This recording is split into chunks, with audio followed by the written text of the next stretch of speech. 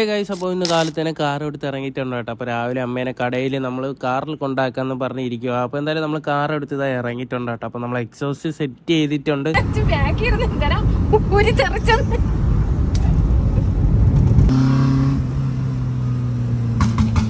ിട്ട് നേരെ നമ്മൾ വർക്കലുള്ള അക്യൂരത്തിലോട്ട് വന്നു കേട്ടോ. ഇവിടെ കയറി കഴിഞ്ഞപ്പോഴാണ് വല്ലാത്തൊരു സത്യം ഞാൻ മനസ്സിലാക്കിയത്. ഗൈസ്, 30 രൂപയ്ക്ക് കപ്പലിൻ്റെ മേടിച്ചെന്ന് വയറ്റിലേലും കിടക്കും. ഇവിടെ സത്യം പറഞ്ഞാൽ മീനെന്ന് പറയുന്ന സാധനമില്ല, വെറുതെ കുറേ അക്വേറിയം ശൂന്യമായിട്ട് കിടക്കുകയാണ്.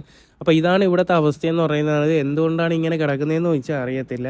ഏകദേശം ഒരു 8 കൊല്ലം മുമ്പാണ് ഞാൻ ഇവിടെ ആദ്യമായിട്ട് വന്നത്. എൻട്രൻസിലെ ആ ഒരു പോണ്ടിലെ അവസ്ഥ തന്നെ ഇതാണ് കേട്ടോ. അപ്പോൾ അവിടെ നിന്ന് നേരെ ഇറങ്ങിയിട്ട് നമ്മളിതാ വർക്കല ബീച്ചിലോട്ട് വന്നിട്ടുണ്ട്.